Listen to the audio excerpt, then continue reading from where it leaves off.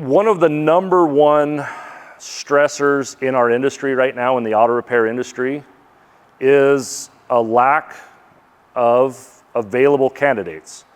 Almost every shop, especially here in Utah, but across the US, are short key roles. They're short advisors, they're short managers, and they're short technicians.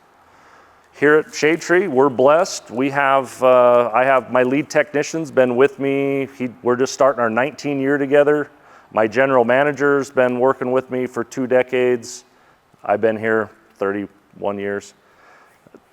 We've got quite a few people that have been with us a long time, and that's kind of an anomaly. The tool truck guys mention it, our parts suppliers mention it.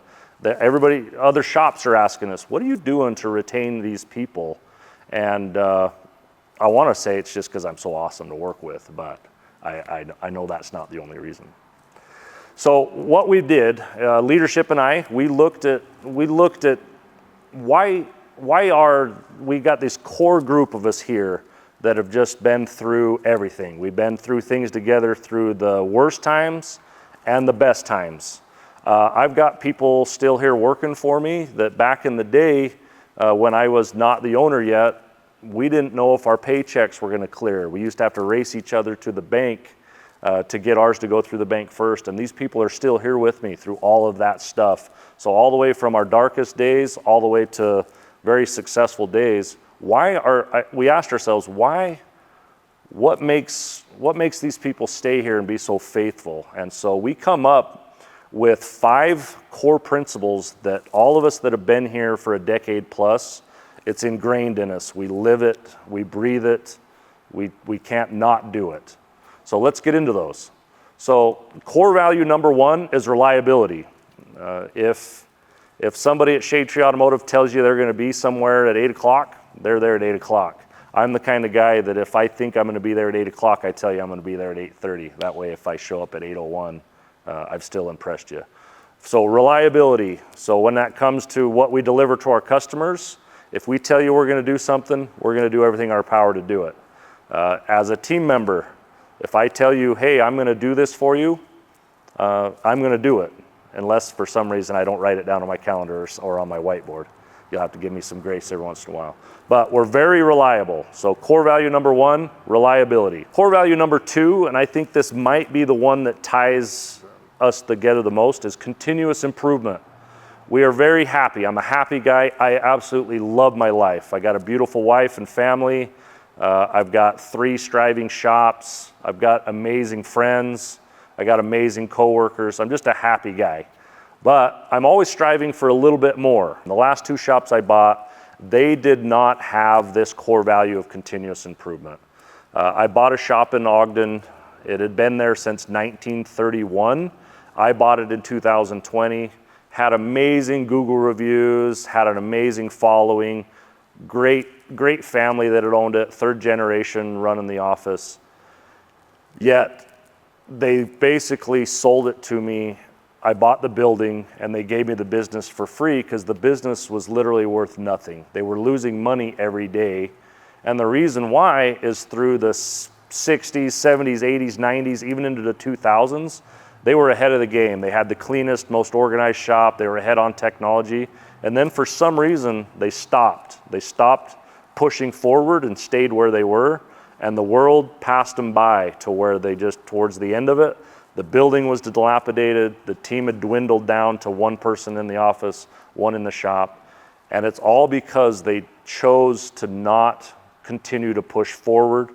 They stayed where they were, and as soon as you stay where you're at, the world passes you by. So one of the things that our team, especially those of us that have been together the longest, we live it and breathe it.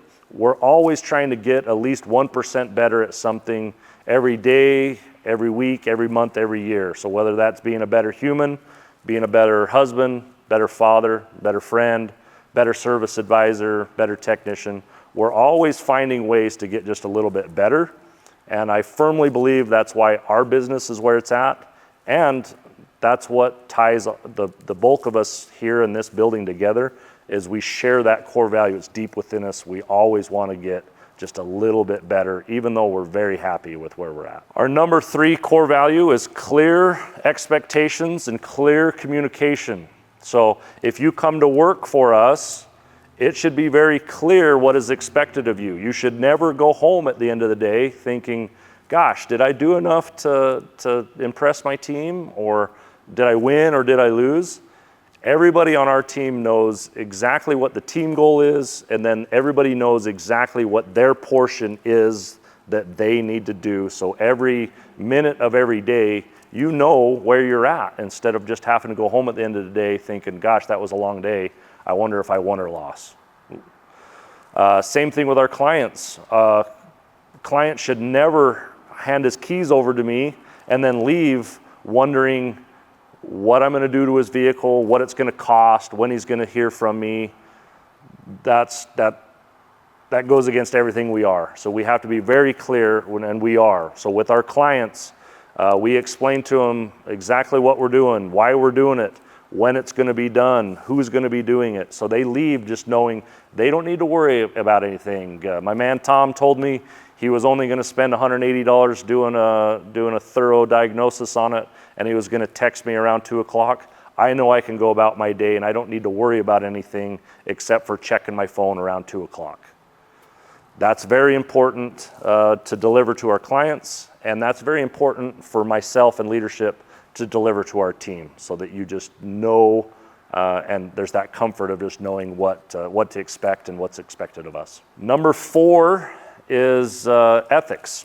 So this subject kind of bothers me because our auto repair industry, I firmly believe, I know most shops around me, I love this industry. I love other shops. I network with the closest shops to me and then shops all over the US. I love the auto repair shop industry.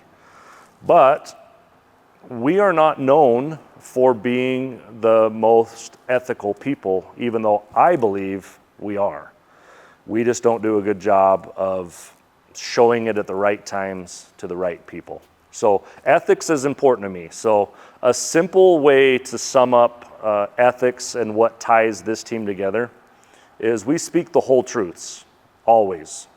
Whether it hurts or it doesn't, we speak the truths. We have a rule in our office that when something goes wrong, we're not a repair shop, we've got 20 of us running around here, something's going to go sideways at some point throughout the year. So when we make a mistake, something goes wrong, and let's say we're sitting around the meeting table deciding what we're going to do. Let's say we made a mistake. Let's say we misdiagnosed a customer's car or damaged something. As we're sitting there at that table and we're discussing what we're going to do and why we're going to do it, we got to be pretending that client that owns that vehicle is sitting there right there at the table. And if we're speaking about things in a manner that we wouldn't speak the same if that client was sitting at the table with us, that's unethical, and we better change our dialogue immediately, because doing the right thing, it's proven. You do the right things happen. So we will always do the right thing, and clients, we got great processes to minimize mistakes. We're still going to make some, but I'm standing here today to tell you, when we make a mistake, we're going to tell you what we did, and we're going to tell you what we're going to do to make it right. And in the end, hopefully, we actually have a stronger relationship than we did prior to whatever event went a little sideways there. Our last core value that's very important to us as a team is everybody wins. I want to go back to talking about the shop that I bought in Ogden that had been there since 1931. It was in a family that were just some of the best people you'll ever meet. Chris Hadley still works for me at this shop. He's the 3rd generation, so his grandpa started it. When I got there to help him, and I bought his business and he was still running it, he was doing an amazing job of taking care of customers. His Google reviews, his score was 4.9 on Google, which is hard to do in any business, especially the auto repair business. Everybody would walk into that building and, where's Chris, where's Chris, where's Chris? He just was a great guy that took great care of people.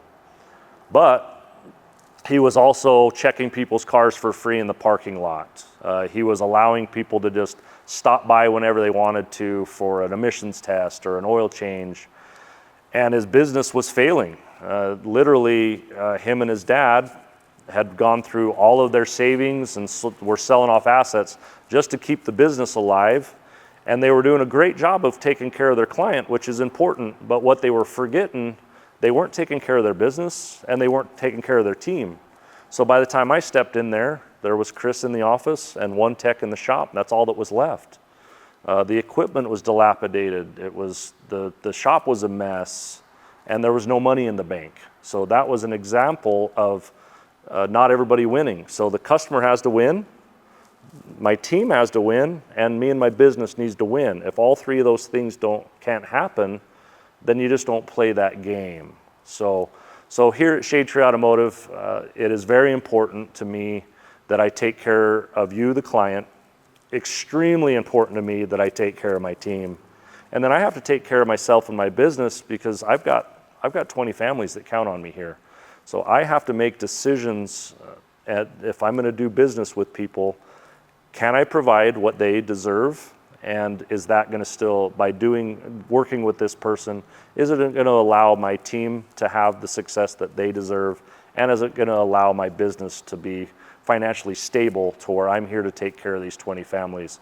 That is my ultimate goal. So everybody wins. If somebody's not going to win, if I'm not going to be the best to do a repair, I'm going to refer you to who's going to be the best to do the repair.